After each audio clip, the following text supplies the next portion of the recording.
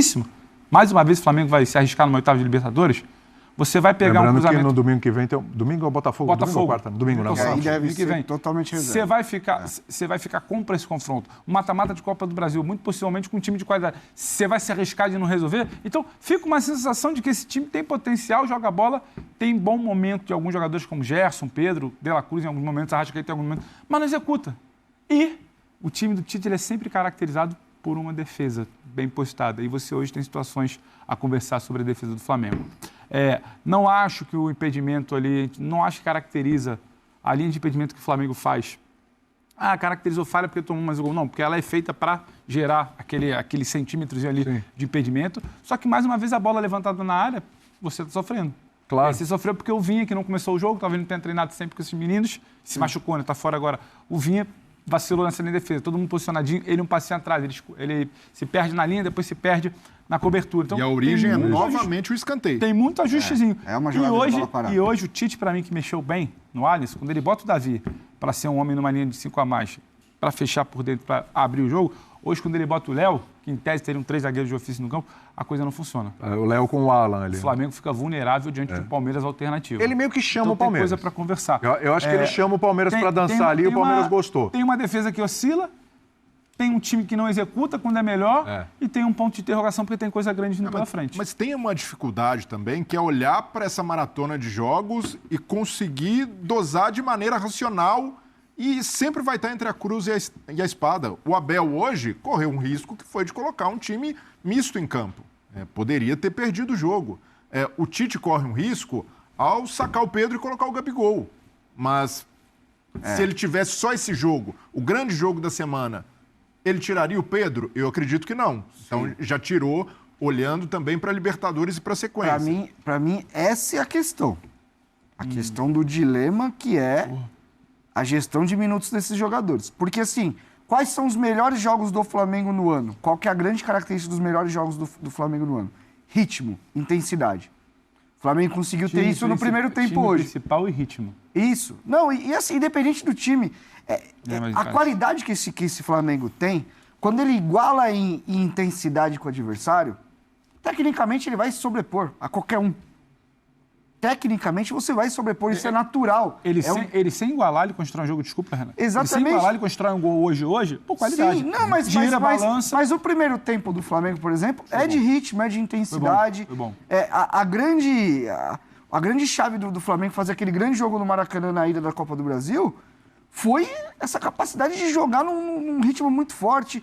Perdeu, pressionou, o Palmeiras não conseguia. O Palmeiras fez um jogo muito ruim, mas teve muito mérito no Flamengo também naquele jogo no Maracanã. Mas tem que fazer alguma coisa com isso, né, Renato? Agora, mas essa é uma questão, por exemplo, de temporada passada, que eu acho que esse elenco até respondeu mais com o Tite.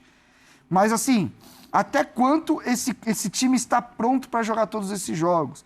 É óbvio que a gente está falando de uma comissão técnica que tem anos de experiência, que trabalha junto há muito tempo. É claro que isso está sendo muito bem medido ali, mas tem coisas que não são mensuráveis e você corre risco mesmo. Então, para mim, a questão do Flamengo quando o Flamengo consegue manter nível de intensidade, ele é muito superior. A questão é que ele não consegue fazer isso com regularidade. Mas é muito... Até por esse calendário. Então é isso. Para lidar com isso é muito difícil. Esse é um problema que todo mundo tem. Pelo menos esses clubes nesse nível que a gente está falando, todos eles têm. Agora, Botafogo tem. Daqui para frente o Flamengo, Palmeiras prof, tem. Dos que estão brigando pelo título, é o que vai ter mais, porque é o que está vivo em 3 competições. Mas eu acho que a grande questão do Flamengo é botar a bola para dentro da diferença de jogo que ele tem para os outros. Ele passa na Copa do Brasil contra o Palmeiras, muito no fio da navalha, para quem teve as oportunidades que teve na primeira partida. Sim, que poderia ter feito 3, 4, o Palmeiras nem foi ao Rio de Janeiro da outra vez. Hoje o Palmeiras foi.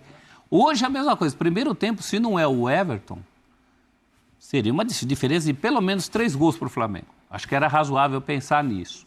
E num segundo momento do jogo, a vitória também escapa. Sim. Tudo bem. Aí aqui aparece o Rossi. O Palmeiras não entrega. E hoje com uma diferença. Hoje não é o Flamengo que reduz o ritmo.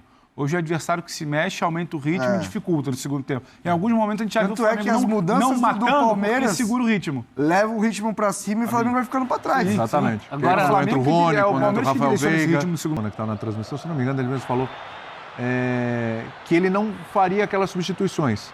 Porque o Maurício estava bem, né? E o Flaco estava fazendo até um bom jogo. Bom jogo.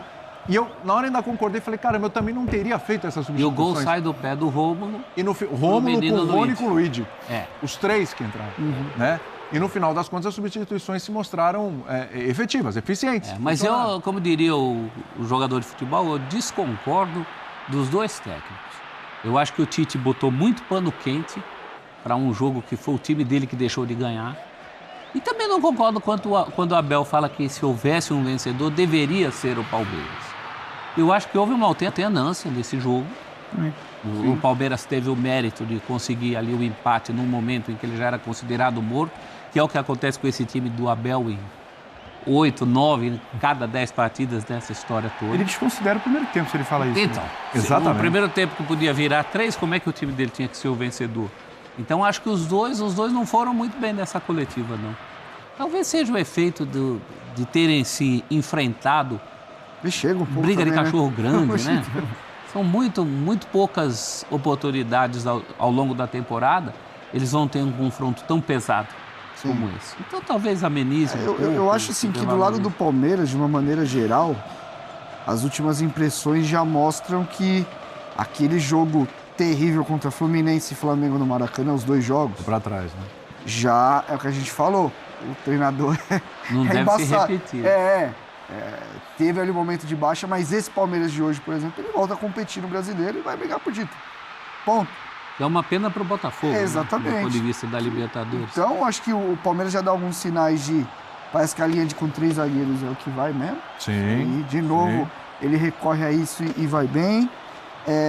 O Vitor Reis está jogando. Vitor Reis é questão de tempo. Aproveitem para ver aqui, que não vai durar muito tempo. O Gia, eu acho que de uma maneira geral, hoje fez um jogo já melhor. O que já dá para dizer que foi o melhor jogo dele com a camisa do Palmeiras. Também mais bem protegido, né? Sim, que ele entrou naqueles jogos anteriores. Que mais? Eu acho que o próprio Rios hoje já deu uma outra resposta em nível de intensidade, porque é um jogador que voltou de Copa América achando que era o Zidane, parou de correr, ficou bravo que o Palmeiras não quis vender. Contaminou com o Ramos. Exatamente. É bem típico de colombiano, assim, que tem essas questões que são um pouco complicadas.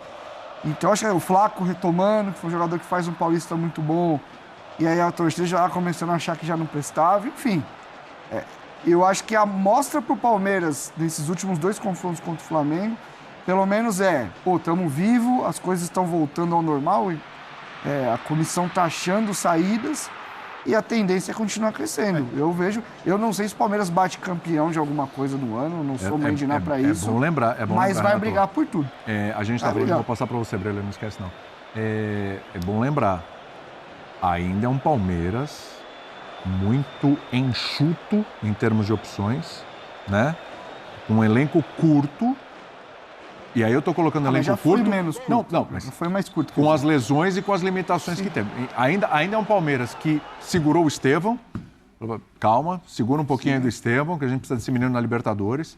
É um Palmeiras que, se o Dudu não estava bem ainda, com ritmo de jogo e tal, já não pode mais também, vai para o estaleiro para se preparar melhor e tal, etc. Né? Mais um mêsinho.